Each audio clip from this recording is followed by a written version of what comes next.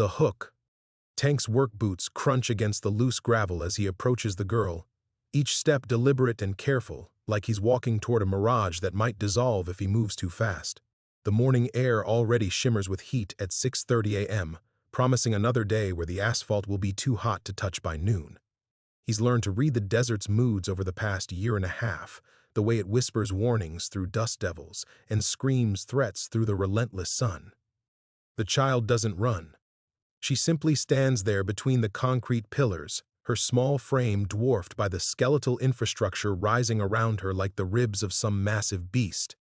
Her dress, if you could call the faded yellow fabric a dress, hangs loose on her tiny shoulders, and Tank notices it's not dirty despite her obvious journey through the Nevada wasteland. That bothers him more than it should. "Hey there, sweetheart," he calls out, his voice rougher than intended. Years of shouting orders over machinery have left his vocal cords permanently graveled. "You okay?" She tilts her head, studying him with eyes that seem too old for her face. They're the color of smoke, gray-blue like storm clouds gathering over the mountains. When she doesn't answer, Tank crouches down to her level, his knees protesting the movement. At 52, his body carries the accumulated weight of 3 decades in construction. Compressed vertebrae, arthritic fingers, shoulders that ache when the weather changes. "My name's Tank," he says, forcing gentleness into his tone. "What's yours?" The girl's mouth opens slightly, but no sound emerges. She extends the photograph toward him with both hands like an offering.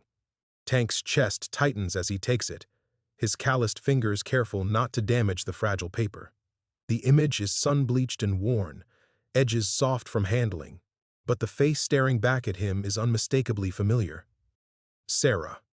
His ex-wife Sarah, but younger, maybe 25, with that same crooked smile she'd worn in their wedding photos. The scar above her left eyebrow catches the light just right, a thin white line she'd gotten falling off her bike as a kid. Tank has kissed that scar 1,000 times, traced it with his thumb during quiet Sunday mornings when the world felt manageable. But Sarah is 48 now, living in Philadelphia with their daughter Emma and her new husband, who sells insurance and coaches Little League. This woman in the photograph is frozen in time, trapped in youth like a pressed flower between pages. "Where did you get this?" Tank's voice comes out strangled. The girl points toward the horizon where the desert stretches endlessly, heat waves making the distant mountains dance like liquid. He follows her gaze but sees nothing except scrub brush and the wavering line where earth meets sky. Behind him, the construction site begins to wake up. Tank hears the familiar sounds of his crew arriving, truck doors slamming, the hiss of coffee thermoses being opened, Miguel's voice calling out in rapid Spanish to his brother-in-law about weekend fishing plans. In 20 minutes, this place will be chaos, diesel engines roaring, cement mixers turning, the steady percussion of hammers and nail guns. But right now, in this suspended moment, Tank exists in a bubble of impossible quiet, with a mute child who carries his past in her pocket. He should radio for help, call the police, contact child services. Someone is missing this little girl, probably frantic with worry. But something holds him back, an instinct honed by years of reading construction sites, knowing when a building is about to collapse, or when a worker is about to make a dangerous mistake. The air feels electric, charged with the kind of tension that precedes lightning strikes. "Are you hungry?" he asks. She nods once, barely perceptible. Tank reaches into his lunch cooler and pulls out an apple, polishing it on his shirt before offering it to her.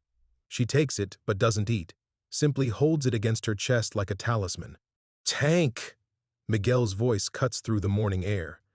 "You want us to start on the eastern span?" Tank looks back toward his foreman, then down at the girl.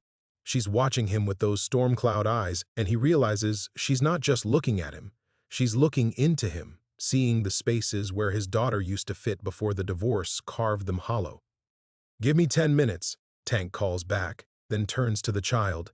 "Come on, sweetheart, let's get you somewhere safe while we figure this out." She takes his offered hand without hesitation, her small fingers surprisingly warm despite the morning chill. As they walk toward his trailer, Tank notices she leaves no footprints in the sandy soil, while his boots carve deep impressions with each step. The rational part of his mind offers explanations: hard-packed earth, the angle of the light, exhaustion playing tricks on his perception. But Tank has learned to trust his instincts, and right now they're screaming that everything about this morning is wrong. Tank's trailer sits at the edge of the construction zone like a steel island in an ocean of dust and machinery. As he guides the girl up the 3 metal steps, his hand steady on her back, he catches himself moving with the same protective care he once used with Emma during her sleepy midnight trips to the bathroom. The memory hits him sideways: how his daughter's small feet would pad across cold hardwood, how she'd reach for his hand in the darkness, trusting him completely to guide her safely. The trailer's interior reflects 5 years of solitary living, functional, sparse, clean in the way that speaks to military discipline rather than warmth. A narrow bed with hospital-cornered sheets, a 2-burner hot plate, a mini-fridge humming in the corner. The only personal touches are a framed photo of Emma at her 8th birthday party, taken 6 months before the custody hearing, and a shelf of paperback westerns with cracked spines. Tank realizes how small his world has become, how carefully he's constructed this life to require nothing from anyone. "You can sit here," he says, gesturing to the built-in dinette. The girl climbs onto the vinyl bench, still clutching the apple and the photograph. In the trailer's fluorescent lighting, Tank can see details he missed outside: the perfect condition of her yellow dress despite her apparent journey through the desert, the way her dark hair falls in neat waves without a single tangle, the absence of any dirt beneath her fingernails. Through the thin walls, Tank hears his crew settling into their morning rhythm. Miguel's laugh as he shares some story with the Rodriguez brothers, the scrape of tools being organized, the radio crackling to life with the weather report, another scorcher, heat index pushing 115. These sounds anchor him, remind him of the life he's built here in the Nevada nowhere after everything fell apart. He'd come to this job 18 months ago, fleeing the ghost-filled house in Sacramento, where Emma's artwork still decorated the refrigerator and her bedroom remained exactly as she'd left it before Sarah moved them across the country. The construction company needed someone to oversee the highway expansion through the desert corridor, a 2-year project that would connect small towns and mining operations to the interstate. Perfect for a man who wanted to disappear into work, to lose himself in the honest exhaustion of physical labor. Tank opens the mini-fridge and pulls out a juice box, the kind Emma used to love. He'd started buying them again recently, though he couldn't explain why. Maybe some pathetic hope that she might visit, that Sarah might relent and allow their daughter to spend a summer with him. The custody agreement permits supervised visits, but Emma has shown little interest in seeing the father who, according to the court documents, prioritized work over family responsibilities and failed to provide emotional stability during the marriage dissolution. "Here," he says, sliding the juice box across the small table. The girl's eyes widen slightly, the first real expression he's seen from her. She sets down the apple to take the drink, but continues to hold the photograph carefully, as if it might crumble. Tank settles across from her, studying the image again. The resemblance to Sarah is undeniable, but the details don't align. Sarah never had her hair quite that long, never wore that particular shade of lipstick. And there's something in this woman's expression, a sadness Sarah didn't carry at that age, before life taught her that love wasn't enough to fix a broken man. His phone buzzes against his hip. A text from his foreman: concrete trucks arriving 8 a.m. Need your sign-off on poor schedule. Tank types back 10 minutes. But he doesn't move. This moment feels suspended, separate from the demands of his ordinary world. Outside, generators rumble to life and safety protocols begin their daily recitation. Inside, a mute child who shouldn't exist drinks apple juice and watches him with eyes that see too much. The rational thing would be to walk to the site office and call the county sheriff. File a report, turn her over to proper authorities, let the system sort out where she belongs. Tank has spent 5 years learning to be rational, to make responsible decisions, to prove, if only to himself, that he's not the selfish man Sarah accused him of being during their final fight. But sitting here, watching this impossible child who appeared from nowhere carrying his past in her pocket, Tank feels something he spent years suppressing: Not just the hollow ache of missing Emma, but the deeper terror that he's forgotten how to be a father, how to put someone else's needs before his own. Sarah had been right about his failures. He'd hidden behind 18-hour workdays and weekend overtime, using financial provision as an excuse for emotional absence. The girl finishes her juice and looks at him expectantly, as if waiting for him to make a choice that will change everything. Through the trailer's small window, Tank can see Miguel approaching, hard hat in hand, expression indicating that the workday won't wait much longer. Tank stands, his decision made. "Stay here, sweetheart. I'll be right back." She nods once, that barely perceptible movement, and Tank realizes he's already lost. Tank steps out into the morning heat, the trailer door clicking shut behind him with a finality that makes his chest tighten. Miguel waits 10 feet away, hard hat tucked under his arm, but Tank's attention catches on something else entirely. A black sedan parked on the access road, its engine running despite the climbing temperature. The vehicle wasn't there 20 minutes ago when he'd found the girl. "Boss, we got a problem," Miguel says, following Tank's gaze. "That car showed up right after you went inside. Driver's been sitting there, watching." Through the sedan's tinted windshield, Tank can make out the silhouette of a man in a suit. Wrong clothes for the desert, wrong time for a social visit. Ice forms in Tank's stomach despite the heat. He's learned to read threats the way he reads weather patterns, and everything about this feels dangerous. "The concrete trucks?" Tank asks, not taking his eyes off the sedan. "Delayed until 10. But Tank..." Miguel's voice drops. "That ain't the only thing. Radio's been acting up since sunrise. Can't raise dispatch, can't get through to the county office. Cell towers, too. Maria tried calling her sister in Vegas, got nothing but dead air." Tank pulls out his phone, checks the signal bars. Full strength, but when he dials the sheriff's office, the call fails immediately. No busy signal, no recording, just silence followed by a disconnect tone that sounds wrong, hollow. "Equipment malfunction," Tank says, but the words taste like lies. His phone worked fine yesterday, worked fine when he got Miguel's text 15 minutes ago. Solar flare activity, maybe. Miguel doesn't sound convinced. Neither is Tank. The sedan's door opens and a man emerges. Tall, pale despite the Nevada sun, wearing a charcoal suit that should be impossible in this heat. He doesn't sweat, doesn't squint against the glare, doesn't move with the careful economy of motion that desert veterans learn. Instead, he walks toward them with the measured stride of someone accustomed to compliance. "Excuse me?" the man calls out, his voice carrying easily across the construction site. "I'm looking for a missing child. 6 years old, dark hair, yellow dress. Have you seen anyone matching that description?" Tank feels his world tilt. The timing is too perfect, too immediate. As if this man has been waiting for the exact moment Tank would step outside, as if he's been watching through more than just the sedan's windows. "Construction sites closed to civilians," Tank replies, moving to block the man's path toward the trailer. "Safety regulations." "Of course." The man reaches into his jacket and Tank's muscles coil, but he only produces a leather wallet. The badge inside looks official. Federal seal, crisp photograph.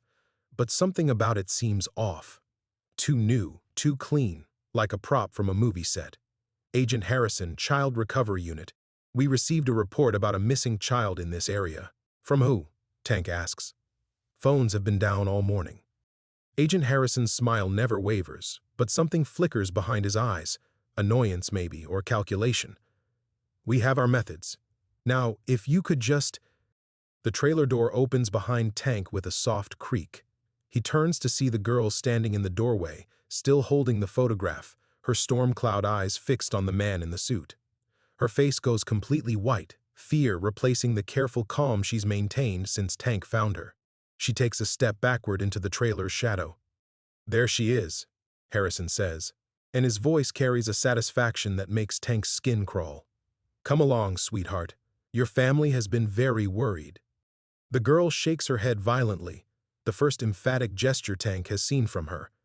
She retreats deeper into the trailer, and Tank realizes she's not just afraid, she's terrified. Every instinct he's developed over 30 years of keeping workers safe screams at him to move, to act, to put himself between this child and whatever danger she's running from. "I don't think she wants to go with you," Tank says, not moving aside. Harrison's smile finally disappears. "Mr. Rodriguez, isn't it? I understand your concern, but interfering with a federal investigation is a serious offense. This child is evidence in an ongoing case. Evidence. Not a person, not a scared little girl. Evidence." Behind Tank, the girl makes a sound. Not quite a whimper, but close.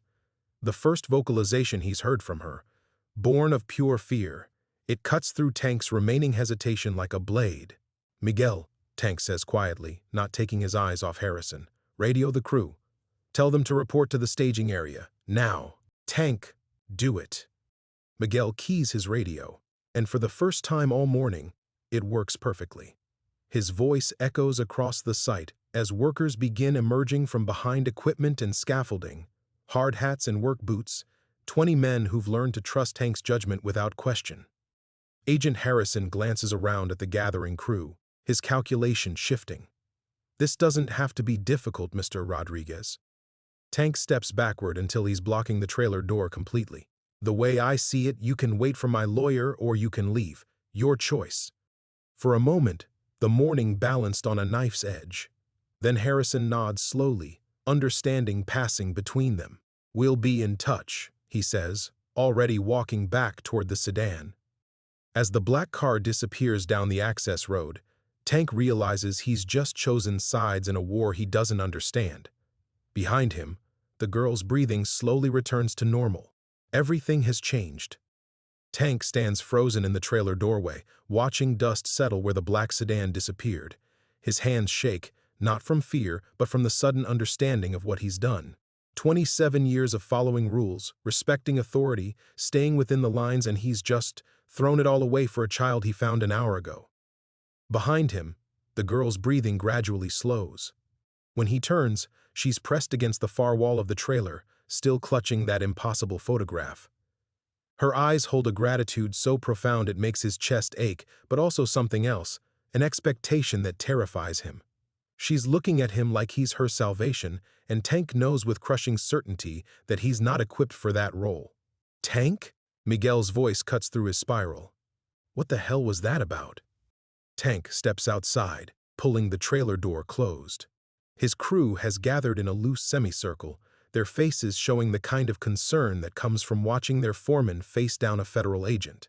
These are good men, family men, most of them. They trust him to make decisions that keep them safe, keep their paychecks coming, keep their world predictable. Now he's dragged them into something that could destroy all of that. Probably just a misunderstanding, Tank says, the lie sitting heavy on his tongue. Nothing we can't handle. But Miguel's expression says he's not buying it. 20 years of friendship, of working construction sites from San Diego to Seattle, and Miguel knows Tank's tells better than anyone. The way he rolls his shoulders when he's lying, the way his voice goes flat when he's protecting something. Boss, if there's trouble, there's no trouble. Tank's tone carries enough authority to end the conversation, at least temporarily. Back to work, everyone. Concrete trucks will be here at 10. The crew disperses, but Tank catches the glances they exchange, the worried murmur of conversation that follows them back to their stations. He's compromised their safety, and they know it. The knowledge sits in his stomach like a stone. Tank's phone buzzes. A text from an unknown number. This isn't over. He deletes it immediately, but the message burns behind his eyes. Harrison, if that's even his real name, isn't going away, and Tank has no idea what he's really up against, what forces are circling this impossible child who appeared from nowhere carrying his past in her pocket.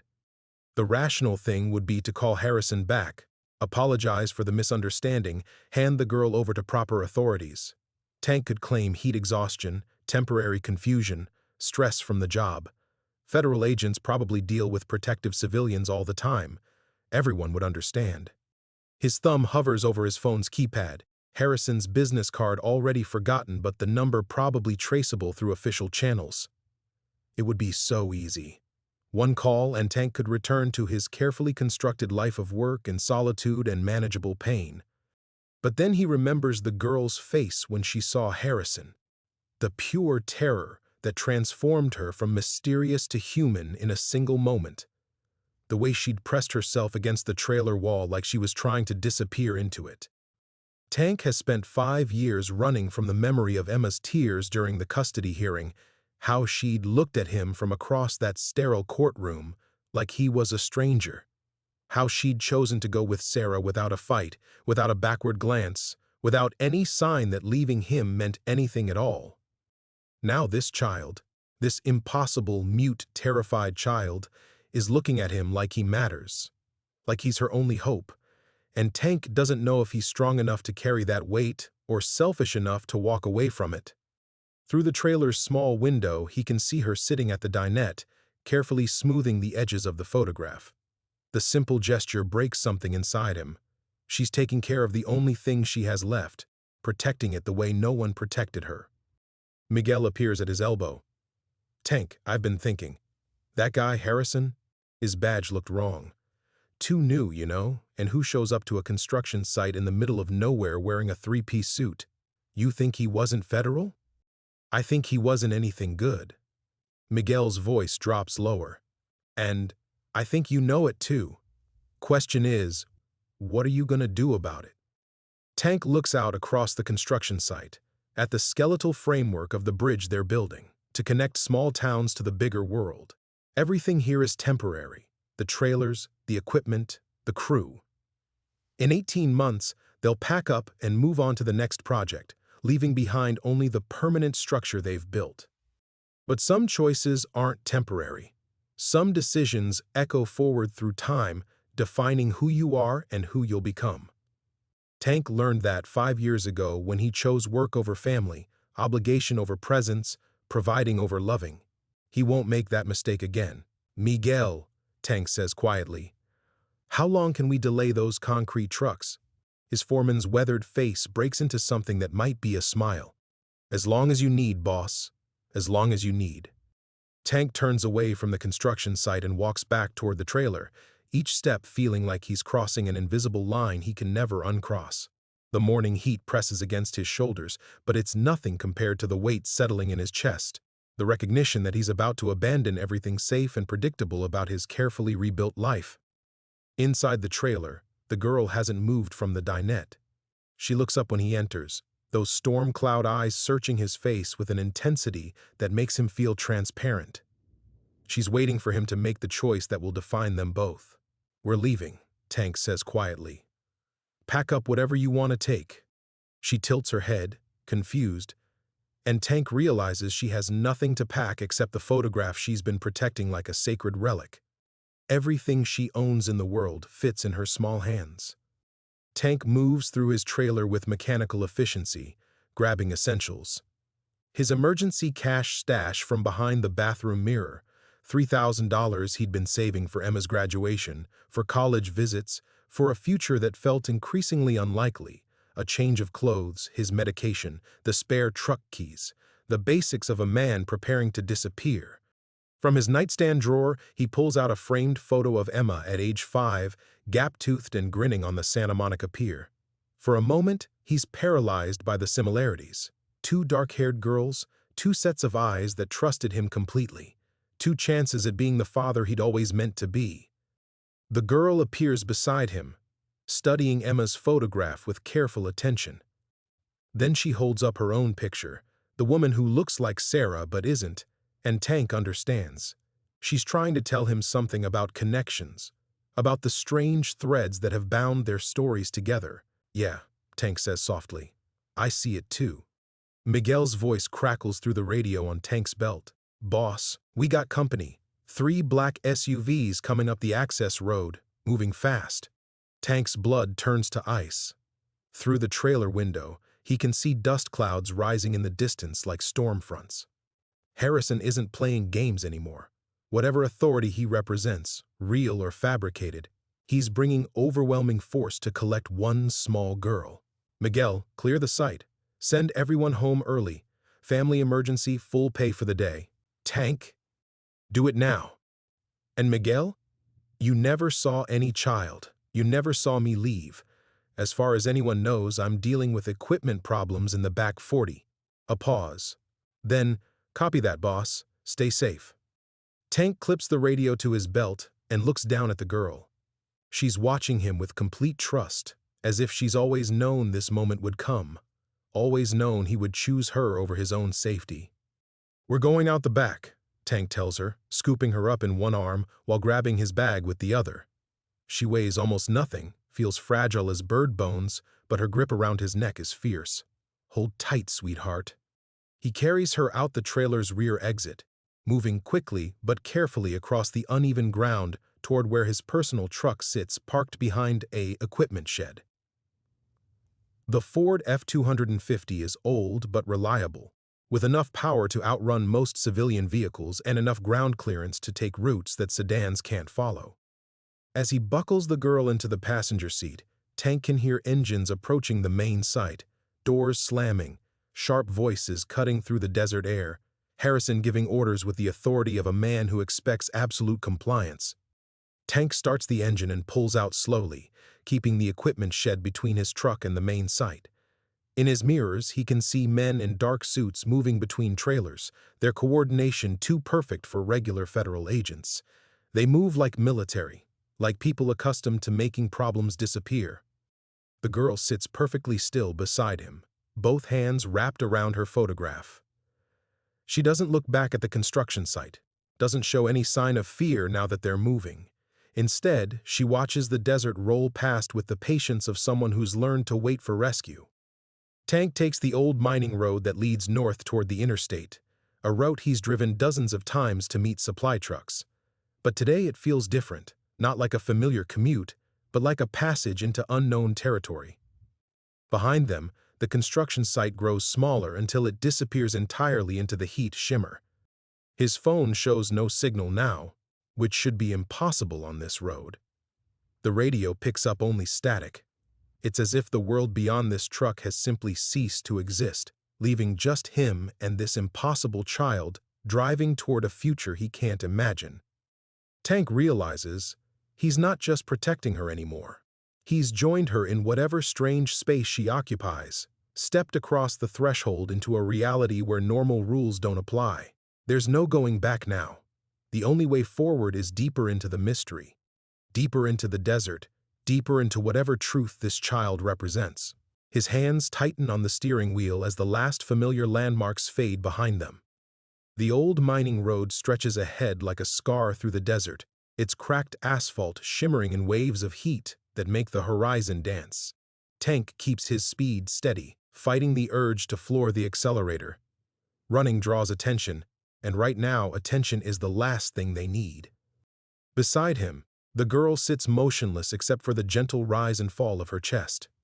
She hasn't let go of that photograph since they left the trailer, treating it like a lifeline to something Tank can't understand. Her silence feels different now. Not empty, but loaded with secrets too heavy for words. "We need gas," Tank says, more to break the oppressive quiet than because she'll answer. The fuel gauge hovers just above quarter tank, enough to reach Ridgecrest if they're lucky. After that, they'll need a plan. The girl turns toward him, those storm cloud eyes studying his profile with unnerving intensity. Then she does something unexpected. She reaches across the center console and touches his arm, just a brief pressure of small fingers against weathered skin. The gesture carries more weight than words could hold: trust, gratitude, a connection that defies explanation. Tank's throat constricts. "We're gonna figure this out, sweetheart, I promise." Even as he says it, doubt gnaws at his certainty. He's a construction foreman, not a detective or a soldier or whatever the hell this situation requires. His expertise involves concrete and steel and the physics of building things that last. This feels like he's constructing a bridge over an abyss without knowing how deep the drop might be. The radio suddenly crackles to life. "Anyone on this frequency, we have a bolo for a stolen child." Tank snaps it off, his pulse spiking. Bolo. Be on the lookout. They're making him into a kidnapper, twisting the narrative to turn every law enforcement officer in Nevada against him. Harrison's people work fast, and they work smart. A sign appears ahead, Ridgecrest 15 miles. Beneath it, someone has spray-painted graffiti that makes Tank's blood freeze, 3:33 the children remember. The girl sees it too. Her breathing quickens, and for the first time since they left the construction site, fear flickers across her features. Not the paralyzing terror she'd shown when facing Harrison, but something deeper, recognition. Tank pulls over at the sign, engine idling. The desert stretches empty in all directions, but he feels watched. The sensation crawls between his shoulder blades like phantom spider legs. What does that mean? He asks the girl, knowing she won't answer but needing to voice the question. 3:33? She holds up the photograph, pointing to something Tank has missed before. In the bottom corner, barely visible, someone has written a timestamp in faded ink, 3:33 a.m. The same time the security cameras showed her appearing from nowhere. The same time his daughter Emma was born 5 years ago. The coincidences pile up like construction debris, too many to be accidental but too strange to be planned. Tank's phone buzzes with an incoming text from a number he doesn't recognize. Desert Rose Diner, Ridgecrest. Come alone, a friend. Every instinct screams trap, but what choice does he have? They need fuel, food, and most critically, they need information. Tank has stepped into a world where the normal rules don't apply, where federal agents might not be federal and children appear from thin air carrying impossible photographs. He needs allies who understand this strange landscape better than he does. The girl seems to sense his internal struggle. She reaches for his phone, studying the message with careful attention. Then she nods, a single decisive movement that somehow conveys more confidence than Tank feels. You think we should trust this friend? Tank asks. Another nod, more emphatic this time. Either she recognizes something about the message that Tank doesn't, or she's operating on the kind of intuition that belongs to people who've learned to navigate dangerous territory. Tank puts the truck in drive and continues toward Ridgecrest.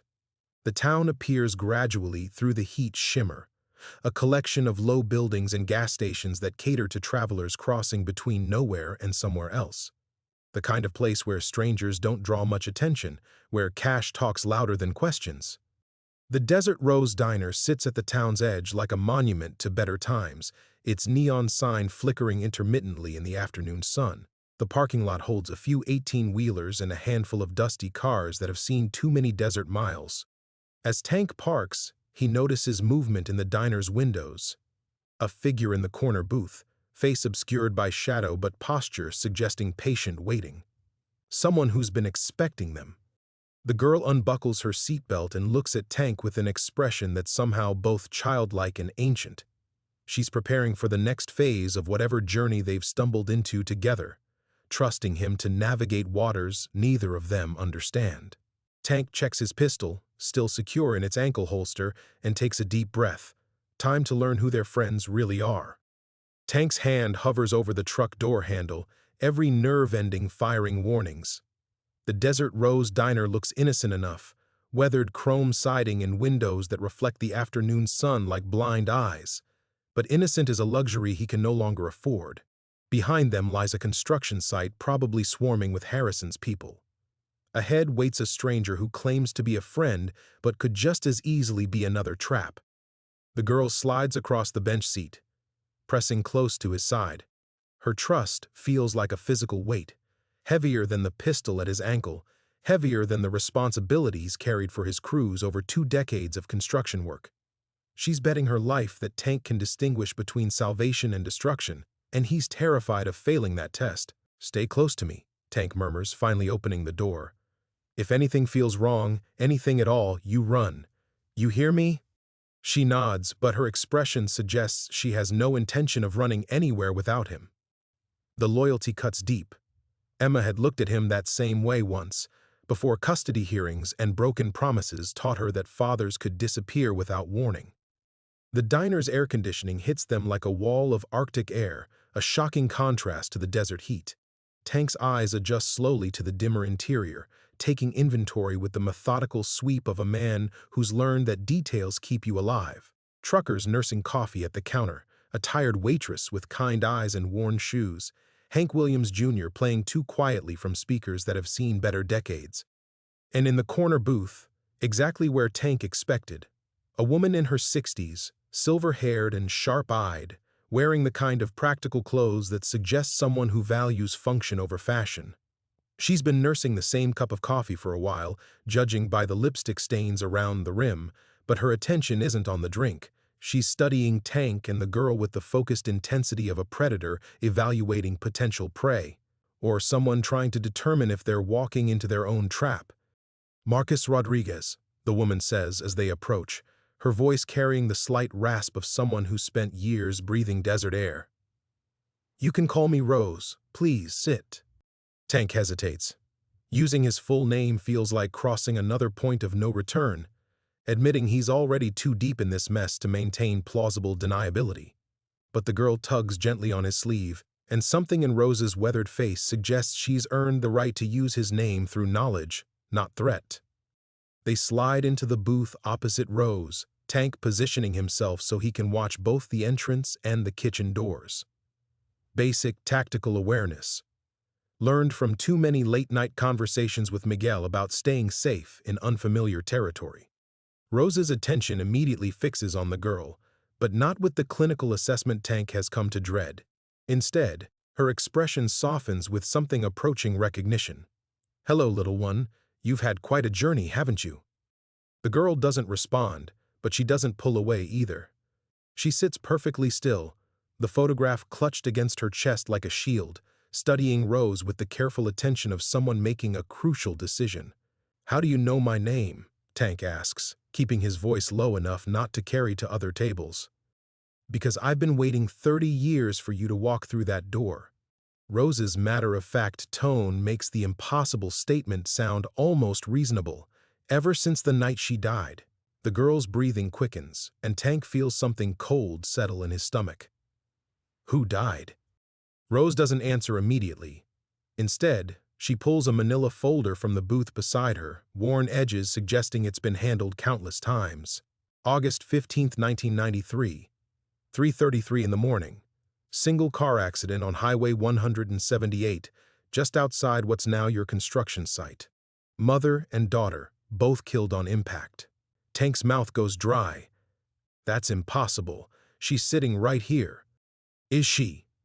Rose opens the folder, revealing newspaper clippings yellowed with age. The headline makes Tank's vision blur. "Local mother and daughter die in desert crash." Below it, two photographs that steal the air from his lungs.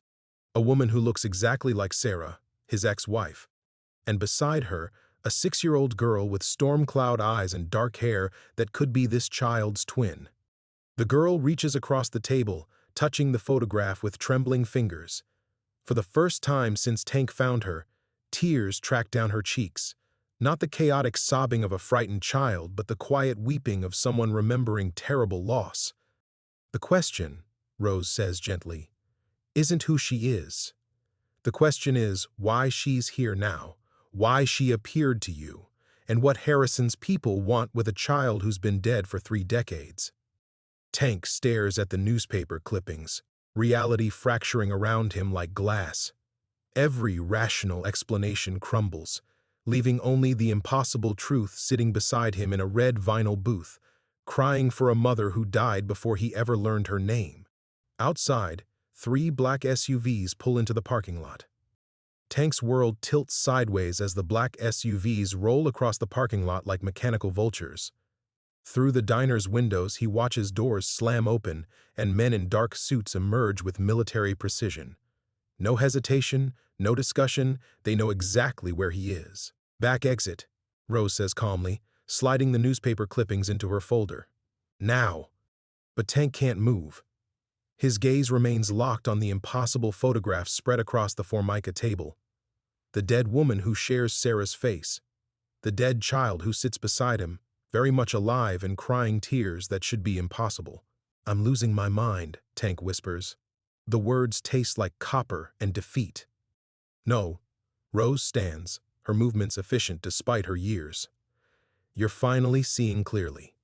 Marcus, we need to go. Whatever questions you have can wait until..." The diner's front door chimes as Harrison enters, flanked by two men whose eyes sweep the interior with predatory focus. The tired waitress looks up from her coffee pot, and Tank sees the exact moment her expression shifts from mild curiosity to bone-deep fear. The girl stops crying. She goes completely still, like prey recognizing the approach of something that means death. Her small hand finds Tank's arm, fingernails digging into his skin with desperate strength. There's nowhere to run, Tank realizes. The back exit Rose mentioned leads to an alley that probably dead ends against the building behind them. The kitchen offers temporary concealment at best. They're trapped in a box with the very people who've turned the entire Nevada law enforcement apparatus against them. Harrison's gaze finds their corner booth with unerring accuracy. He smiles, the expression of a man who's enjoyed every move in a chess game he was always destined to win. Mr. Rodriguez. Harrison approaches with casual confidence, his companions flanking him but maintaining distance. Professional restraint barely containing something much darker. I believe you have something that belongs to us. She doesn't belong to anyone. Tank stands slowly, positioning himself between Harrison and the girl. Every muscle in his body screams with tension, construction-hardened strength coiled like a spring waiting to release. Of course she does. Harrison's tone carries the patience of someone explaining basic arithmetic to a slow child. She's been our responsibility for 3 decades, a very expensive, very classified responsibility that you've managed to misplace. Rose places a protective hand on the girl's shoulder. Classified? Her voice drips skepticism. What classification covers kidnapping dead children, Agent Harrison? Harrison's mask slips for just a moment, revealing something cold and hungry underneath. Dr. Rose McKenna. We wondered when you'd surface again. Still clinging to outdated theories about consciousness and temporal displacement? The pieces click together in Tank's mind with sickening clarity. Rose isn't just a concerned stranger. She's connected to whatever nightmare spawned this impossible child. Whatever government program created a situation where 6-year-old girls can appear from 30 years in the past. What did you do to her? Tank's voice comes out rougher than intended, construction site authority bleeding through his fear. What did you do to make this possible? We saved her, Harrison replies simply. When Lily and her mother died in that accident, certain opportunities presented themselves. Cutting-edge research into consciousness preservation, into the malleable nature of time around traumatic events. Very expensive opportunities that required very specific results. The girl, Lily, makes a sound Tank has never heard before. Not quite human, like wind through broken glass. The photographs on the table begin to curl at their edges, though no flame touches them.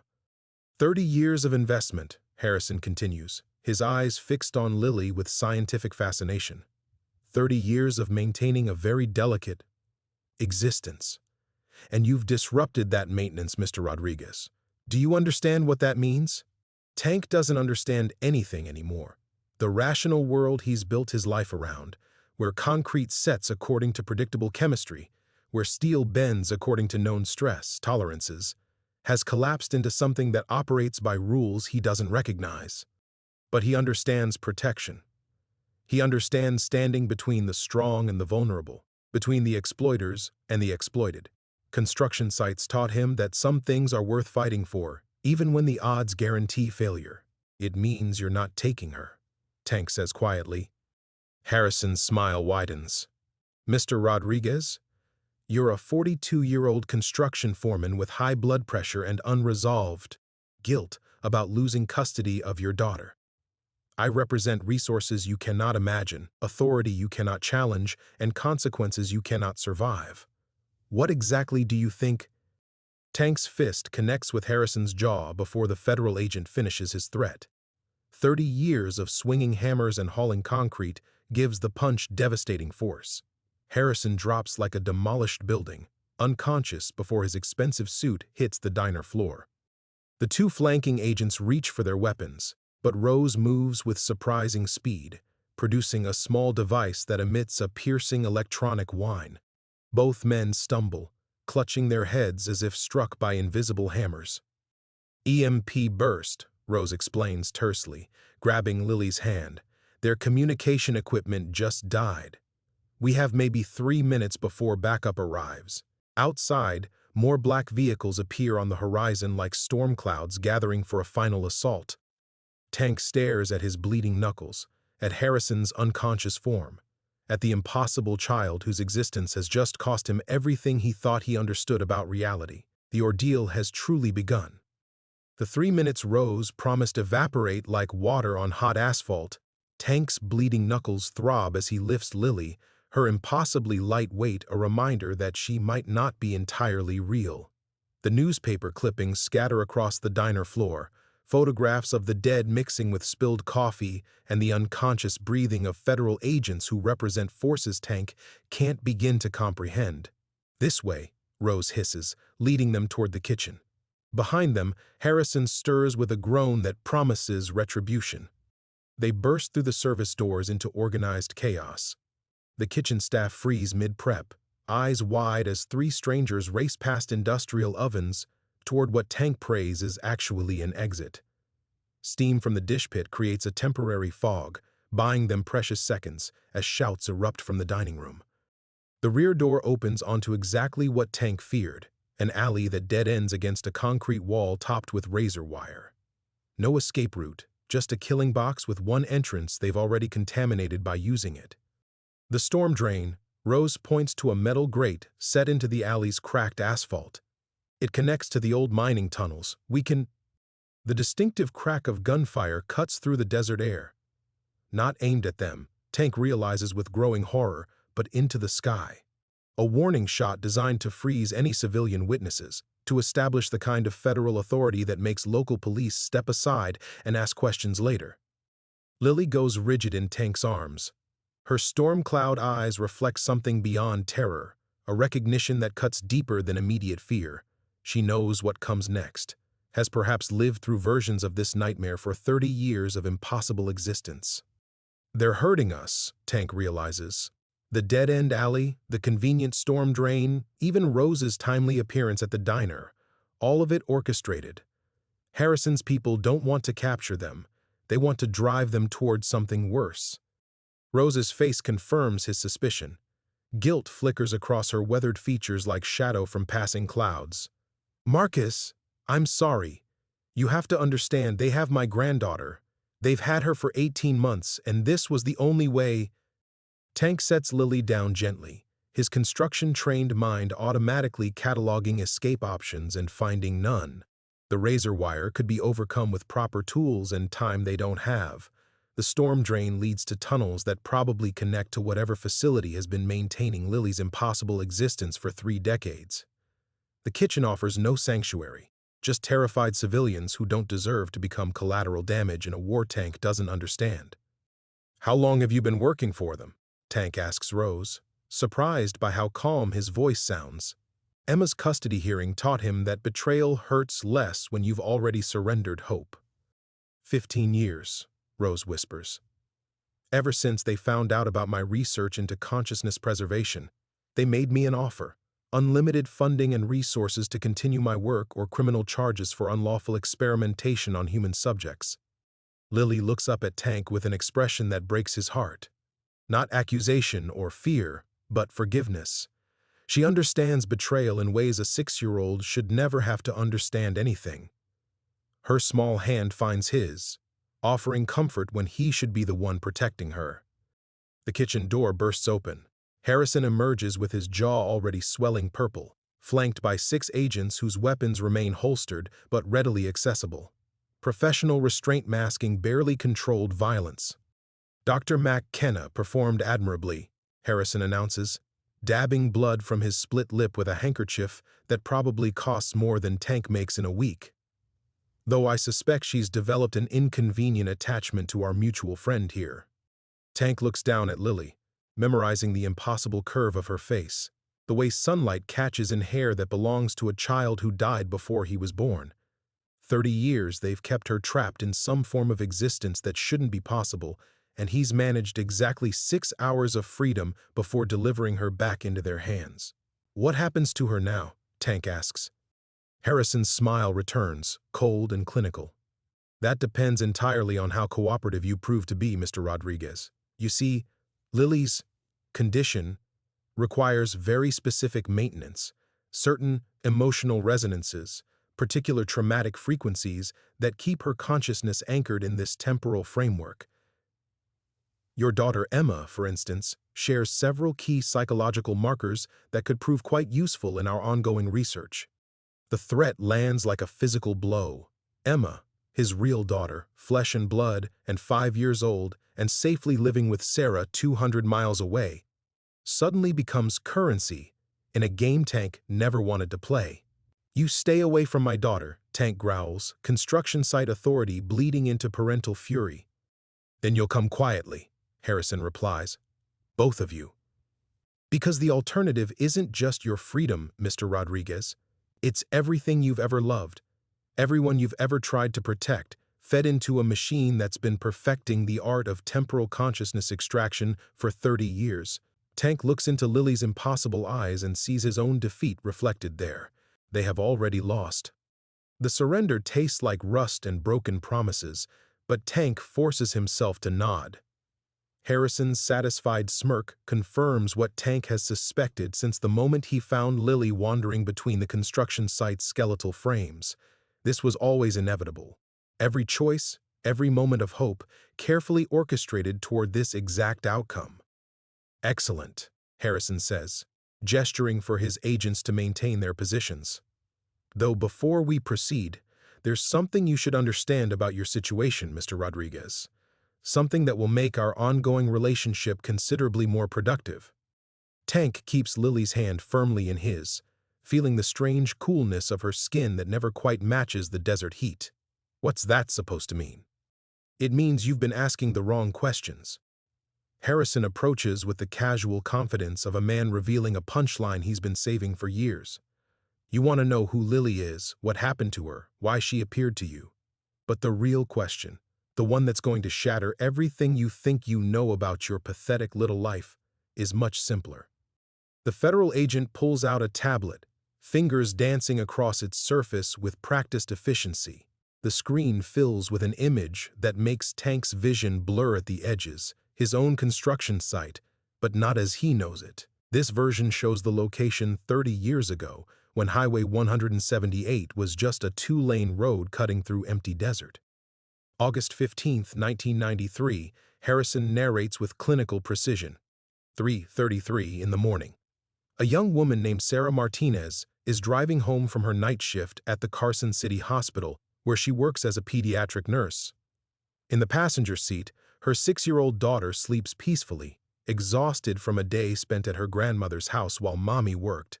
Tank's breath catches Sarah Martinez, his ex-wife's maiden name. "The woman is tired," Harrison continues, swiping to the next image, a police report with details that make Tank's hands shake. "She's been working double shifts to save money for nursing school, to build a better life for herself and her daughter. She's young and hopeful and completely unprepared for the drunk driver who runs the red light at the Highway 178 intersection." The tablet shows photographs from the accident scene. Twisted metal, broken glass, and blood on asphalt that's now buried beneath tons of concrete and rebar. Tank recognizes the location. It's where they poured the foundation for the eastbound overpass, where he spent countless hours over the past 6 months. "Both victims die instantly," Harrison says. "The drunk driver walks away with minor injuries and serves 18 months for vehicular manslaughter, a tragic but unremarkable story, the kind that fills police blotters across Nevada every year." Tank stares at the photographs, his mind rejecting what his eyes clearly show. "That's not possible. Sarah was born in 1975. She would have been 18 in 1993. She couldn't have had a 6-year-old daughter." Harrison's smile widens with predatory satisfaction. "Couldn't she? Are you certain about that timeline, Mr. Rodriguez? Because our records show something quite different." The tablet display shifts to a birth certificate. Lily Martinez, born March 3, 1987. Mother listed as Sarah Elena Martinez. Father unknown. "Your ex-wife never told you about her first daughter," Harrison explains with mock sympathy.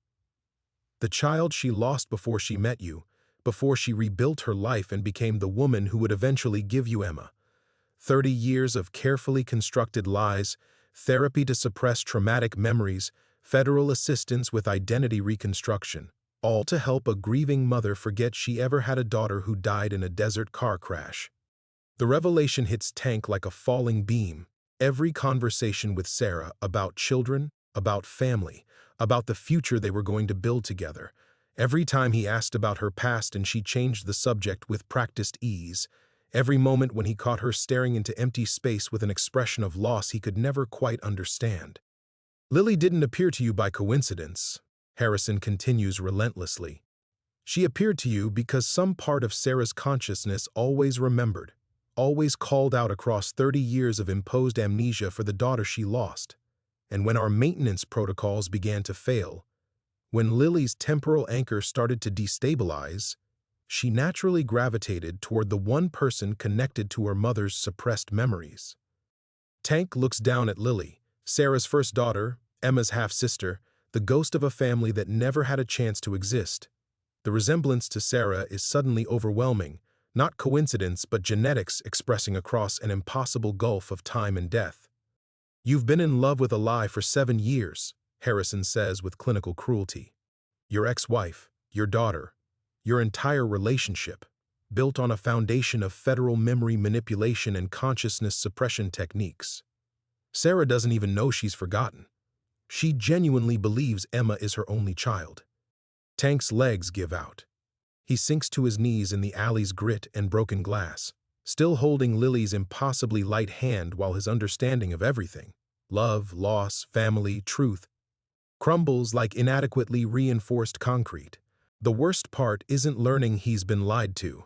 The worst part is realizing he's been grieving the wrong daughter all along.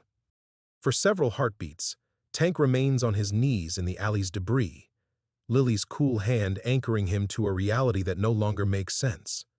The truth about Sarah, about the daughter who died before he ever existed in their lives, settles into his bones like the ache that comes after hauling concrete in desert heat for 12 hours straight. But then something shifts. The same stubborn core that kept him functioning through Emma's custody battle, through the collapse of his marriage, through 5 years of weekend visits that never felt like enough. That bedrock of who he is reasserts itself against the weight of Harrison's revelations. Tank's construction-trained instincts catalog the tactical situation with mechanical precision. 6 agents in the alley, weapons holstered but ready. Harrison standing close enough to grab if Tank moves fast. Rose positioned near the storm drain, guilt and desperation warring across her weathered features. And Lily, impossibly light in his peripheral vision, radiating a stillness that suggests she's been through this before. 30 years, Tank says quietly, his voice cutting through the desert silence as he pushes himself back to his feet. You've had her trapped for 30 years. Harrison adjusts his tie with the casual arrogance of a man accustomed to breaking people with truth. Maintained, Mr. Rodriguez, at considerable expense. The consciousness preservation technology required to keep a temporal displacement stable requires. I don't give a damn about your technology. Tank's interruption carries the authority of a foreman shutting down unsafe work practices. What I want to know is why you're so eager to get her back. You've got resources, funding, whatever black budget nightmare spawned this situation. So why chase one impossible little girl across Nevada instead of just making another one? The question hangs in the superheated air, and Tank watches Harrison's expression shift almost imperceptibly. Not anger or frustration, but something closer to panic masked behind federal authority. Rose catches it too. The project's failing, isn't it? She says with dawning realization. That's why you came to me 15 years ago, why you've been funding consciousness research across 3 universities. You can't replicate what happened to Lily. Harrison's silence confirms what Tank suspected. The careful choreography of their capture, the elaborate revelations about Sarah's hidden past, the threats against Emma, all designed to overwhelm him with despair, to break his will before he could recognize their desperation. She's unique, Tank continues, pieces clicking together with the methodical logic he applies to construction problems. Whatever happened that night, Whatever your people did to save her consciousness from that car wreck, it can't be duplicated. That's why you need her specifically. That's why losing her for even 6 hours has you scrambling federal agents across half of Nevada. Lily squeezes his hand, and Tank feels something pass between them. Not words, but understanding. She's been waiting, he realizes. 30 years of captivity, of being poked and studied and maintained like a piece of exotic equipment, and she's been waiting for someone who would choose to fight instead of surrender. Tank looks at Rose, whose granddaughter has been held hostage for 18 months. At Harrison, whose carefully constructed authority masks genuine fear of failure. At the agents whose weapons remain holstered because their orders don't include killing the only man who can provide stable emotional resonance for their impossible test subject. Here's what's going to happen, Tank announces with the calm certainty he uses when explaining safety protocols to new workers. You're going to let Dr. McKenna walk away. Whatever leverage you have over her granddaughter, you're going to release it. Because she's not your enemy. She's just another victim of a program that should never have existed. Harrison's laugh carries sharp edges. You're hardly in a position to make demands, Mr. Rodriguez. Actually, I am. Tank shifts Lily behind him, putting his body between her and the agents. Because you need both of us, and you need us cooperative. 30 years of research tells you that Lily's consciousness destabilizes without specific emotional anchors. Sarah was the first anchor, but you suppressed her memories. Now it's me, the man connected to her mother's suppressed grief. Tank takes a step forward, and Harrison instinctively retreats. But here's what your research probably didn't account for. I'm not some broken-down construction worker you can manipulate with threats and revelations. I'm a father who's already lost one daughter to a system designed to separate families. I know how to fight for what matters, even when the odds guarantee failure. The agents tense, hands drifting toward weapons, but Harrison raises a hand to stop them. Tank sees his calculation, the delicate balance between control and catastrophic loss of their only irreplaceable asset. Dr. McKenna's granddaughter will be released within 24 hours, Harrison says finally. But that doesn't change your fundamental situation. Lily requires maintenance that only we can provide. Tank nods slowly. Then we negotiate terms. Because you're right about one thing, I've been grieving the wrong daughter, but now I know exactly who I'm fighting for. In the desert heat, surrounded by federal agents and impossible truths, Tank Rodriguez finally finds the war worth winning. Harrison's concession about Rose's granddaughter feels like the first crack in a dam Tank has been hammering against for hours. But he recognizes the tactical retreat for what it is, buying time, repositioning for a stronger assault. The federal agent's eyes hold the calculating patience of a man who's spent years managing impossible situations. Your terms, Harrison says, dabbing his split lip with that expensive handkerchief. Let's hear them. Tank keeps Lily positioned behind him, her impossibly light presence a constant reminder of what's at stake. The construction foreman in him knows this is the moment when negotiations either build something solid or collapse into rubble. First, Lily isn't property.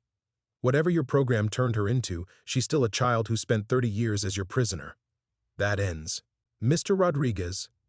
Second, Tank continues, his voice carrying the authority of a man who's learned to command respect from crews twice his size. Emma stays out of this completely. My daughter, my other daughter, doesn't become leverage in whatever twisted maintenance protocols your people have developed. Harrison exchanges glances with his agents, and Tank reads the silent communication, containment protocols, acceptable losses, the cold mathematics of managing an asset that can't be replaced. You're assuming you have leverage in this situation. I'm assuming you're smart enough to recognize mutual benefit. Tank shifts slightly, feeling Lily's small hand press against his back. You need emotional resonance to keep her stable. I need to know she's safe and treated like a human being instead of an experiment.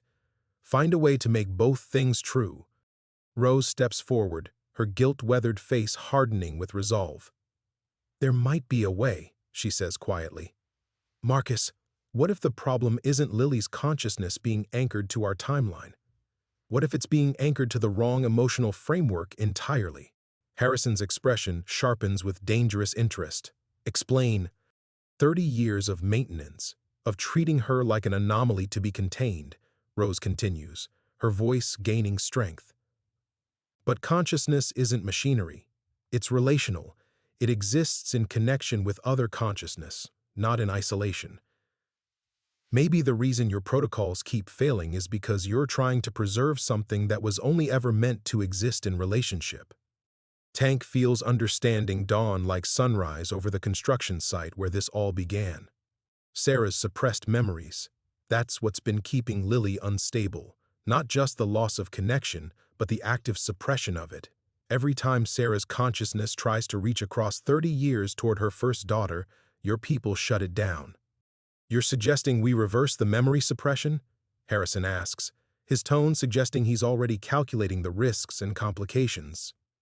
Sarah Martinez Rodriguez has built an entire life on the foundation of those protocols. A marriage, a career, another child. Releasing 30 years of suppressed grief could give Lily what she actually needs. Tank interrupts. Not maintenance or containment or whatever clinical bullshit you've been calling it. Just a mother who's allowed to remember her daughter. The silence that follows stretches like tension in an overloaded cable. Tank watches Harrison's face cycle through possibilities, each option weighted against decades of investment and research. The federal agent has spent his career managing impossible situations through control and manipulation, but now faces a problem that might only be solvable through letting go. The process of reversing memory suppression carries significant psychological risks, Harrison says finally. Sarah could experience complete mental breakdown when 30 years of grief hits her simultaneously, and there's no guarantee that restored maternal connection would provide the emotional stability Lily requires. Tank thinks of Sarah, his ex-wife, Emma's mother, the woman who lost a daughter and was made to forget, the woman who sometimes stared into empty space with an expression of loss she couldn't name, who flinched when Emma played too close to busy streets, who never quite explained why she refused to drive at night. That's her choice to make, Tank says. Not yours, not mine, hers. Lily steps out from behind him, and for the first time since Tank found her wandering between construction frames, she speaks. Her voice carries the weight of 30 years and the lightness of impossibility Mama remembers in dreams. The words hit Harrison like physical blows. His carefully maintained composure cracks, revealing the desperation beneath federal authority. 30 years of research, unlimited funding, careers built on managing the impossible, all potentially undone by the simple admission that they've been solving the wrong problem. We proceed carefully, Harrison says finally. Defeat disguised as negotiation. Controlled environment, full medical support, gradual revelation instead of complete restoration. And you, Mr. Rodriguez, you'll be there to provide additional emotional stability during the transition. Tank nods, recognizing the shape of victory even when it's wrapped in compromise. Then we have a deal. But as the desert heat shimmers around them, Tank realizes they're not moving toward resolution. They're moving toward a confrontation that's been building for 30 years. Sarah will remember. Lily will finally have her mother, and Tank will face the question he's been avoiding since he found an impossible child in his construction site. What happens to the man who falls in love with a ghost? The federal facility emerges from the desert like a mirage made concrete, low buildings that seem to bend light around their edges, creating an architectural impossibility that makes Tank's eyes water. As their convoy approaches the checkpoint, he realizes this isn't just a government installation. It's a place where the normal rules have been systematically dismantled.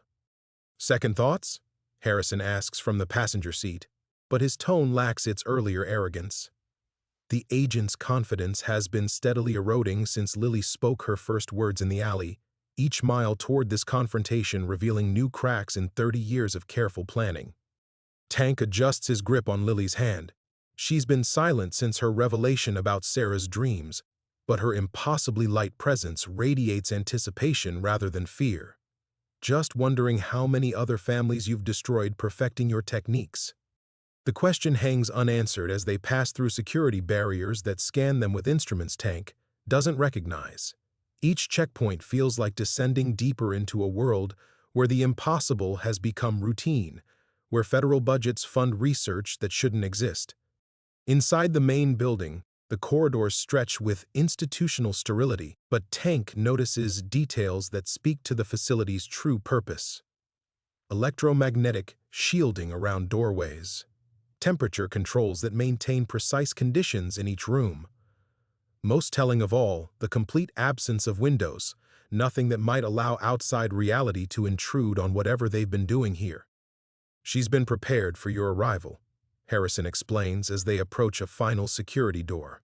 Dr. Martinez Rodriguez underwent initial memory restoration protocols approximately 6 hours ago. The process has been challenging. Tank stops walking. You started without me. We started without destroying her completely, Harrison corrects. 30 years of suppressed memories don't return gently, Mr. Rodriguez. The psychological shock of suddenly remembering a daughter she was made to forget, remembering grief that's been artificially contained, it would have killed her without proper preparation. Through the reinforced glass of the observation window, Tank sees Sarah for the first time in 8 months. She sits in what looks like a medical chair, electrodes monitoring vital signs while screens display brain activity patterns that spike and dip like seismic readings. Her face carries the exhausted confusion of someone trying to assemble a puzzle with pieces that have been deliberately scattered. But when she looks up and sees Lily through the glass, everything changes. The recognition that crosses Sarah's features isn't the gradual dawning of recovered memory. It's the sudden, violent restoration of maternal connection that's been severed for 3 decades. Her vital signs spike dangerously as 30 years of suppressed love and grief crash together in her consciousness. "Mama," Lily whispers against the glass, her voice carrying the weight of impossible patience. Tank watches his ex-wife struggle to stand, medical attendants moving to restrain her until Harrison waves them back. Sarah's movements are unsteady, but her eyes hold a clarity Tank hasn't seen since before their marriage began to crumble under the weight of secrets she couldn't name. She doesn't remember everything yet, Harrison explains with clinical detachment. Selective restoration, carefully controlled revelation. But the core emotional connection has been reestablished. The question now is whether that connection can provide the stability Lily requires. Tank understands they've reached the moment everything has been building toward. Not just the confrontation with federal authority or the revelation of Sarah's hidden past, but the fundamental test of whether love can survive the systematic destruction of memory and time. "Let me in there," he says. Harrison hesitates. "Mr. Rodriguez, the emotional volatility in that room is extreme. Sarah is processing 30 years of manufactured amnesia while simultaneously confronting the impossible existence of her dead daughter. Your presence could destabilize." "My presence is the only thing that's kept Lily stable for the past week." Tank's voice carries the authority of a man who's finally found solid ground beneath his feet. "You want to know if this works? If maternal connection can replace your maintenance protocols? Then let us find out together." The security door opens with a pneumatic hiss. Tank enters the room with Lily's hand in his, stepping across 30 years of careful separation. Sarah looks up at them with eyes that hold recognition, confusion, and desperate hope in equal measure. "Tank?" Her voice breaks on his name. "Is she real? Please tell me she's real."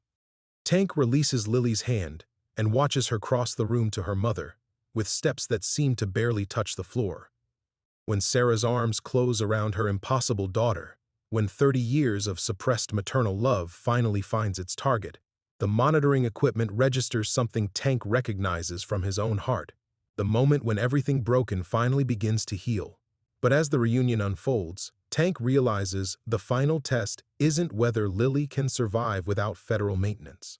The final test is whether any of them can survive the truth of what they've become to each other.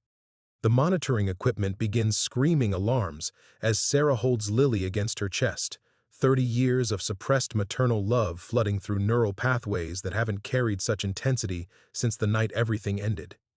Tank watches the readings spike beyond safe parameters, while medical technicians scramble around equipment that was never designed to measure the resurrection of impossible love. "Sir, her cortisol levels are approaching dangerous thresholds," one of the technicians reports to Harrison, whose face has gone chalk white behind the observation glass. "Recommend immediate sedation protocols." No. Tank's voice cuts through the chaos like authority forged from desperation. He steps toward the mother and daughter locked in their reunion, watching Sarah's face cycle through recognition, grief, and joy in waves that threaten to tear her consciousness apart. She's processing 30 years at once. Give her time to stabilize. But stabilization isn't coming. Sarah's eyes roll back as her brain struggles to integrate memories that were violently severed, artificially maintained, then suddenly restored. She's drowning in the return of love she was forced to forget, and Tank realizes Harrison's careful protocols may have created a psychological cascade too powerful to survive. "Mama, stay," Lily whispers, her impossibly light voice the only sound that seems to penetrate Sarah's overwhelming disorientation. "Mama." I waited. The words anchor something in Sarah's fragmenting consciousness. Her vital signs begin to stabilize as she focuses on Lily's face, the daughter who died at 6 and remained 6 through 30 years of impossible existence. Tank watches understanding dawn in Sarah's restored memories. This isn't just reunion, it's the fundamental violation of everything she thought she knew about reality. "You're 6, Sarah whispers, touching Lily's unchanged features with trembling fingers. "Still 6? How are you still 6? Before Lily can answer, the facility's lights flicker and die. Emergency power kicks in, bathing everything in red illumination that makes the impossible reunion look like something from a fever dream. Through the observation window, Tank sees Harrison barking orders into his radio while agents scramble to understand what's happening. Then, the true confrontation begins. Tank feels it first, a shift in the air pressure, as if reality itself is adjusting to accommodate something that shouldn't exist. Lily's presence, which has always carried the weight of impossibility, suddenly intensifies until Tank's vision blurs at the edges. The federal facility, designed to contain and study anomalies, begins responding to forces that 30 years of research never anticipated. The electromagnetic containment is failing. Harrison's voice crackles through damaged speakers. "All personnel to safe distances. Initiate lockdown protocols immediately." But Tank realizes lockdown protocols won't contain what's happening in this room. Sarah's restored memories aren't just personal revelation. They're the key that unlocks 30 years of carefully maintained barriers. The emotional resonance between mother and daughter, suppressed and controlled for 3 decades, is finally allowed to exist without interference. And existence, Tank discovers, has consequences. The walls begin to shimmer like heat mirages, solid matter becoming uncertain as Lily's consciousness, anchored to trauma, sustained by federal maintenance, and now flooded with genuine maternal connection, starts to reshape the space around her. Tank feels the floor beneath his feet become questionable, reality bending under the weight of love that was never supposed to survive death. "Tank," Sarah gasps, still holding Lily but looking at him with desperate clarity. "She's not just my daughter. She's what they made from my daughter. They took her dying consciousness and turned it into something that exists between life and death, between real and impossible. And now that I remember, now that I can love her completely." The observation window cracks as electromagnetic fields designed to maintain impossible stability begin cascading failure. Through the fracturing glass, Tank sees Harrison's face contorted with panic as 30 years of research collapse around him. The project was never about preserving consciousness, Tank realizes with dawning horror. It was about weaponizing grief, taking the most powerful human emotion and turning it into something controllable, containable. But you couldn't control it completely because you couldn't replicate the original trauma. Sarah's memories flood back completely now, not just Lily's death, but the months afterward when federal agents approached a grieving mother with promises of preserving her daughter's consciousness. The procedures that followed, the gradual suppression of memory as the experiments grew more invasive. The careful construction of a new life built on the foundation of artificially maintained amnesia. "They needed the grief," Sarah whispers, understanding breaking across her face like dawn. "But they also needed it controlled. As long as I couldn't remember her completely, as long as my love was suppressed, she remained stable, manageable." The facility shudders as reality continues bending around 3 decades of accumulated impossibility. Tank realizes they've reached the moment Harrison feared most, not the failure of federal containment, but its complete success. Lily's consciousness, finally anchored to unrestricted maternal love, no longer needs artificial maintenance.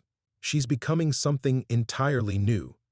And in the red emergency lighting of a collapsing federal facility, Tank Rodriguez faces his deepest fear, that saving the impossible child might mean losing everything else he loves to the consequences of playing with forces no one was meant to control.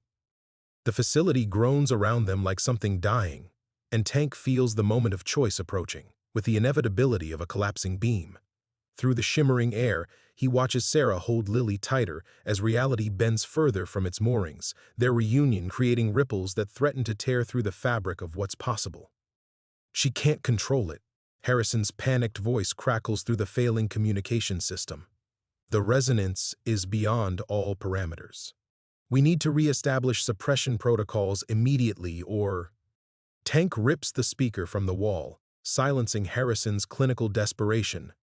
In the red emergency lighting, he sees the truth written in the impossible geometry spreading outward from mother and child. Lily's consciousness, finally anchored to complete maternal love, is rewriting the rules of existence around her. The federal facility, designed to contain anomalies, becomes ground zero for something unprecedented. "Mama," Lily whispers, her voice now carrying harmonics that make Tank's bones ache. "I remember everything now, not just dying. What came after?" Sarah's face contorts with agonized understanding as more memories surface. Not just Lily's death, but the choice offered afterward. The federal promise that her daughter's final moments of consciousness could be preserved, expanded, given purpose. The gradual revelation that preservation meant transformation into something that existed in the spaces between life and death, sustained by carefully managed grief. "They made you into a weapon," Sarah breathes, horror and love warring in her restored memories. "My beautiful girl, they turned you into something that feeds on trauma and loss." The walls around them begin to dissolve at the edges, concrete and steel becoming uncertain as Lily's expanding consciousness reaches beyond the containment that's defined her existence for 30 years. Tank feels the floor beneath his feet losing coherence, reality becoming negotiable in the presence of love that was never meant to survive death. But through the chaos, he sees something else, Emma's face in his memory. His living daughter who's been staying with neighbors while her father chased impossible salvation.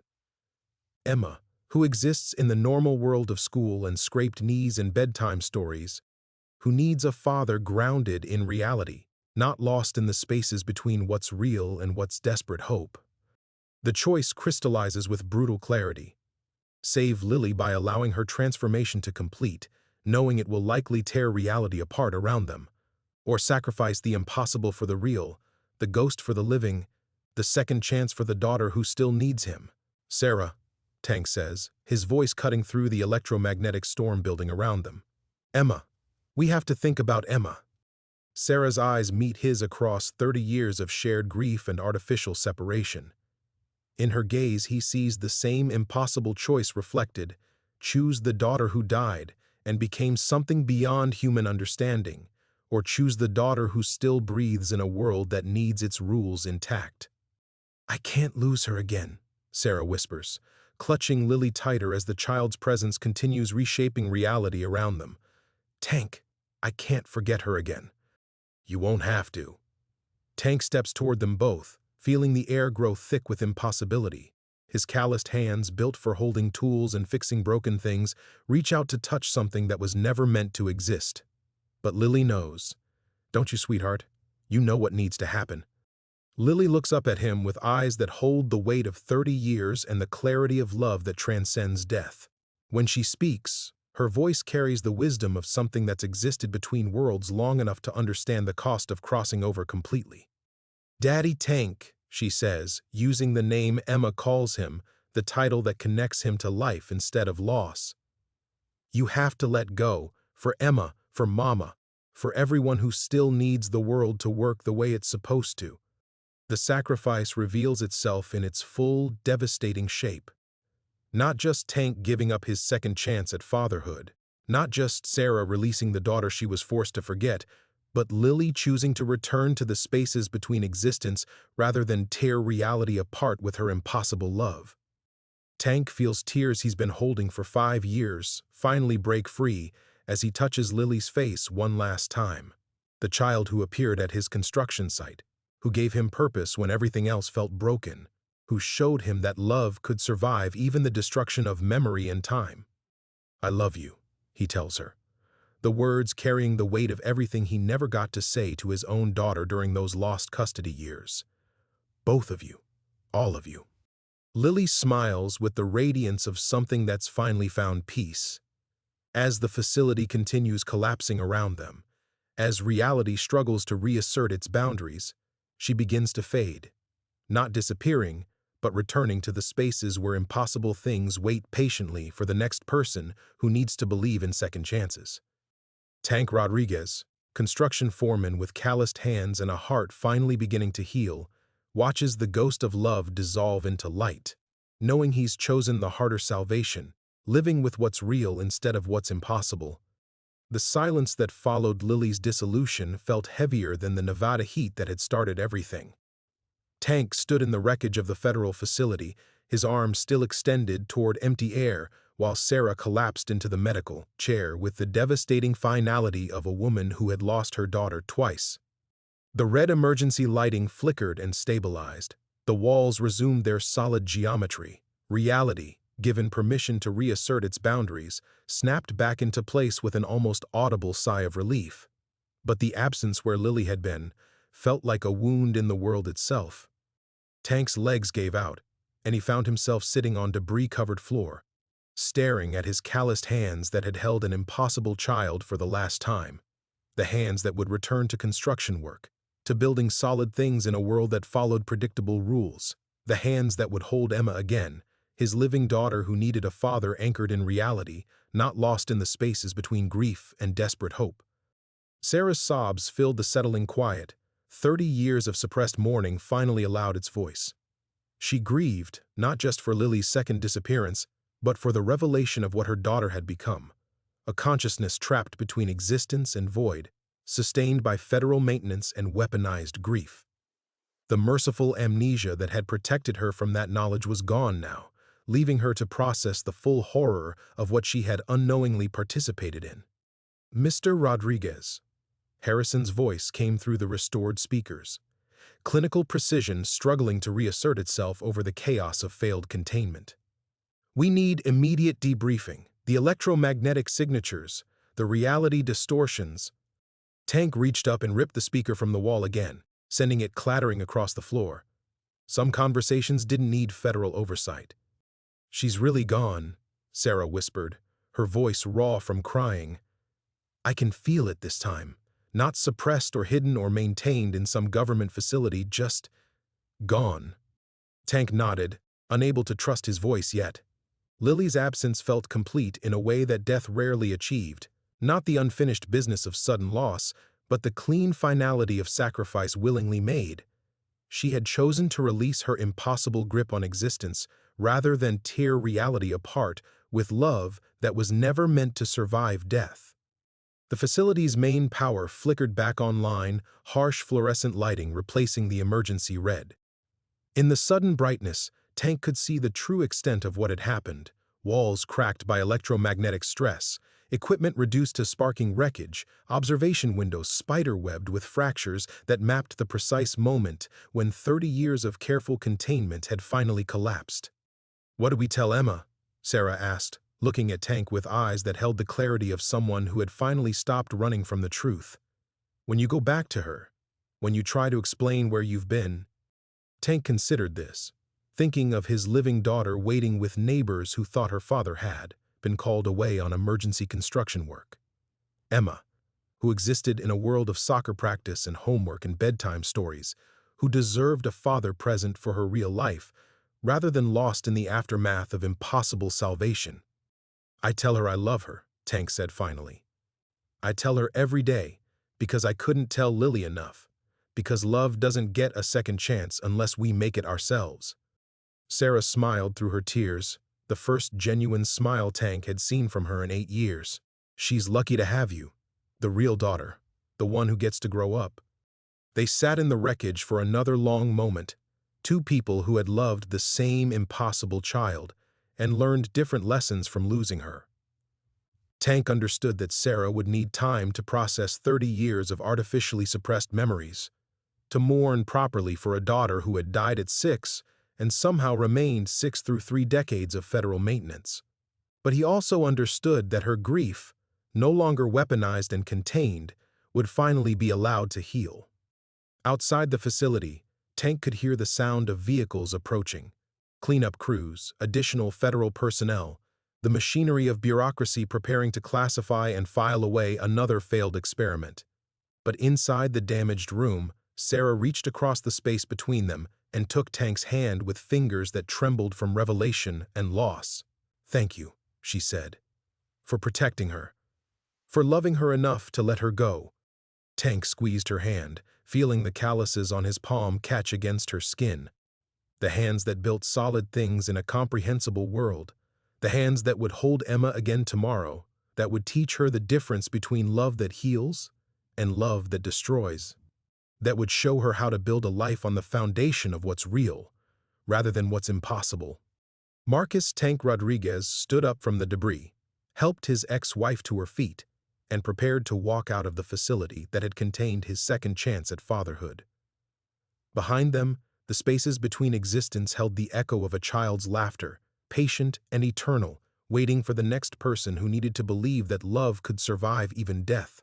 But Tank was done with impossible things. He had a real daughter to raise.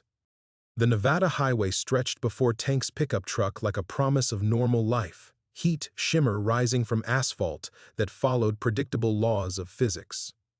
In his rearview mirror, the federal facility disappeared behind desert hills, becoming just another classified location that would be sanitized and forgotten. Tank's hands gripped the steering wheel with the same callous determination he'd once used to hold impossible children, but now they guided him towards something real, Emma's school, where his living daughter waited for pickup. His phone buzzed with a text from Emma's teacher. "She's been asking about you all day. Says you promised to help with her science project tonight." Tank smiled despite the exhaustion that pressed against his bones like lead. A science project. Something with materials from the hardware store and instructions that made sense, built by a father and daughter who existed in the same dimension. The contrast to everything he'd left behind hit him with gentle force. The school parking lot buzzed with the familiar chaos of dismissal. Parents in SUVs, children streaming from doors with backpacks dragging behind them, the comfortable disorder of a world that operated on bell schedules and permission slips, rather than electromagnetic containment and classified experiments. Tank parked and waited, watching for the face that had pulled him back from the edge of losing himself completely. Emma emerged from the building with her hair in uneven ponytails, backpack slung over one shoulder, scanning the pickup line with the focused intensity she'd inherited from her mother. When she spotted Tank's truck, her entire body lit up with joy so pure it made his chest ache. She ran toward him with the unself-conscious enthusiasm of an 8-year-old who believed her father could fix anything. "Dad?" She launched herself into his arms as he stepped from the truck. "You're back. Mrs. Patterson said you had to do emergency construction work, but I knew you'd be here for pickup. You always keep your promises." Tank held her tight, feeling the solid reality of her warmth, her slight weight, her hair that smelled like school lunch and playground dust. Here was love that existed in linear time, that grew and changed and built toward a future rather than remaining frozen in the spaces between life and death. "How was school, kiddo?" he asked, the normalcy of the question feeling like a gift. "Good. I got an A on my math test, and Tommy Hernandez tried to put gum in Amy's hair, but I told Mrs. Rodriguez, and he had to sit in timeout. Oh, and we're supposed to build a volcano for science. A real one that erupts and everything. Can we do it tonight? Please?" Tank looked down at his daughter, his living, breathing, gloriously real daughter, and felt something settle in his chest that had been restless for months. "Absolutely. But first, ice cream. I owe someone a celebration for that math test." They drove to the Dairy Queen on Route 50, the one with the faded sign and the teenagers who worked summer jobs before heading off to college. Tank ordered Emma a chocolate sundae and himself black coffee, then sat across from her in a red vinyl booth while she chattered about classmates and teachers and the complexity of third-grade social dynamics. "Dad," Emma said between bites of ice cream, "you seem different. Like, happier maybe? Did the construction job go okay?" Tank considered how to answer. How to explain that he'd learned the difference between love that clings to impossibility and love that builds toward tomorrow. That he'd discovered a man could lose himself chasing ghosts, but that real daughters had a way of calling their fathers home. "It taught me something important," he said finally. "About what matters most. About being present for the people who need you." Emma nodded with the solemn wisdom of childhood. "Like how you're always here for pickup, even when other dads forget. And how you make Saturday morning pancakes even when you're tired from work. Exactly like that." That evening, they spread newspapers across the kitchen table and built a volcano from papier-mâché and baking soda, Tank's experienced hands guiding Emma's eager fingers as they shaped something that would explode safely and spectacularly. She fell asleep on the couch afterward, exhausted from creation, and Tank carried her to bed with the careful tenderness of a man who understood exactly what he held. Standing in Emma's doorway, watching her sleep in the glow of her nightlight, Tank felt the last of his impossible grief transform into something sustainable. Lily would always be part of him, the ghost child who'd taught him that love could survive even death, but his future lay here, in this house, with this living daughter who needed a father anchored in reality. Marcus Tank Rodriguez returned to his own room, set his alarm for another day of honest construction work, and prepared to build a life on the foundation of what was beautifully, perfectly real. Outside, the Nevada desert held its secrets in patient silence, but Tank's world had boundaries again, school schedules and bedtime stories, homework help and weekend adventures. He had chosen the harder salvation and discovered it was also the truer one. 3 months later, Tank stood in the pre-dawn darkness of his kitchen, measuring coffee with the precision of ritual. The alarm wouldn't sound for another 20 minutes, but his body had learned to wake before Emma needed him. A small miracle of fatherhood that felt more valuable than any impossible resurrection. Through the window, Nevada stars faded into the approaching sunrise, and the world prepared itself for another day that followed comprehensible rules. The coffee maker gurgled to life as Tank heard Emma's bedroom door creak open. Her bare feet padded across hardwood floors with the distinctive shuffle of a child still half asleep but drawn by the promise of Saturday morning pancakes. This had become their tradition, weekend mornings when time belonged only to them, when construction schedules couldn't intrude on the careful architecture of father-daughter time. "Morning, Dad," Emma mumbled, climbing onto a kitchen stool with her hair sticking up at impossible angles. "Can we have chocolate chip pancakes? And can I help flip them this time? I promise I won't drop one on the floor again." Tank smiled, pulling ingredients from cupboards that stayed organized now, in a house that had become a home through the simple act of daily attention. "Deal. But you have to measure the milk while I get the griddle heated." They moved through breakfast preparation with the easy choreography of routine, Emma carefully pouring ingredients while Tank mixed batter, both of them comfortable in the domestic rhythm they'd built together. The kitchen filled with the smell of pancakes and the sound of Emma's chatter about her friend Jessica's birthday party next weekend, about the book report she was excited to present on Monday, about whether they could plant sunflowers in the backyard when spring arrived. Tank listened with the full attention of someone who'd learned the difference between presence and absence, between love that anchors and love that drifts into impossible territories. Every mundane detail of Emma's life felt precious because it was real, because it built toward a future they could share. "Dad," Emma said as she drowned her pancakes in syrup, "remember when you used to get really sad sometimes? When you'd stare out the window for a long time and not hear me talking?" Tank paused with his coffee cup halfway to his lips. Emma's observation hit him with the clarity that children sometimes possessed, the ability to name truths that adults spent years avoiding. He had been lost for a while, chasing ghosts through the spaces between grief and hope, believing that salvation required the impossible rather than the difficult daily work of loving what was real. "I remember," he said carefully, "I was thinking about someone I used to know, Someone I missed very much. Do you still miss her? Tank considered the question with the honesty his daughter deserved. Lily's presence hadn't disappeared entirely. Sometimes he felt her in the spaces between sleeping and waking, a gentle reminder that love could transcend even death. But she no longer pulled him away from the world Emma inhabited. She had become memory rather than obsession, blessing rather than burden. Sometimes, Tank said, but missing someone doesn't mean we stop living with the people who are here. It means we love them better, because we understand how precious they are. Emma nodded with 8-year-old wisdom. Like how I miss Grandma Martinez, but it makes me extra happy when you tell stories about her. Exactly like that.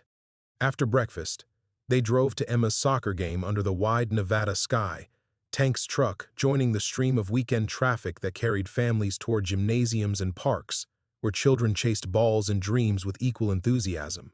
Tank had become one of the reliable fathers, the ones who showed up early to help set up equipment, who cheered from sidelines with genuine joy rather than distracted obligation. Emma scored 2 goals that morning, and Tank felt his heart expand with the particular pride that belonged to present fathers. This was what he had chosen when he walked away from impossible salvation, the privilege of witnessing his daughter's real victories, her genuine growth, her beautiful journey into whoever she was becoming. That evening, as Emma worked on homework at the kitchen table and Tank reviewed blueprints for Monday's construction project, his phone buzzed with a text from Sarah. They had maintained contact since the facility, not as former spouses rebuilding romance, but as 2 people who had shared an impossible experience and emerged, changed. Sarah was seeing a therapist now, processing 30 years of suppressed memories, learning to grieve properly for a daughter who had died at 6 and somehow remained 6 through decades of federal maintenance. "How's Emma?" the text read. "Tell her I said congratulations on making honor roll." Tank smiled, typing back a response that included a photo of Emma bent over her math worksheet, tongue poking out in concentration. Sarah had become something like an honorary aunt in Emma's life, not a replacement mother, but another adult who cared about her well-being, who understood the value of the real daughter Tank was raising. Outside, the Nevada desert held its ancient silence, but inside Tank's house, life hummed with the beautiful complexity of school schedules and bedtime stories, of homework help and weekend adventures. He had built something solid on the foundation of what was perfectly, wonderfully real. Marcus Tank Rodriguez tucked his daughter into bed with a kiss and a story, checked the locks on doors that protected the life he had chosen, and prepared for sleep in a world that made sense, a world where love meant showing up day after day for the people who needed him most.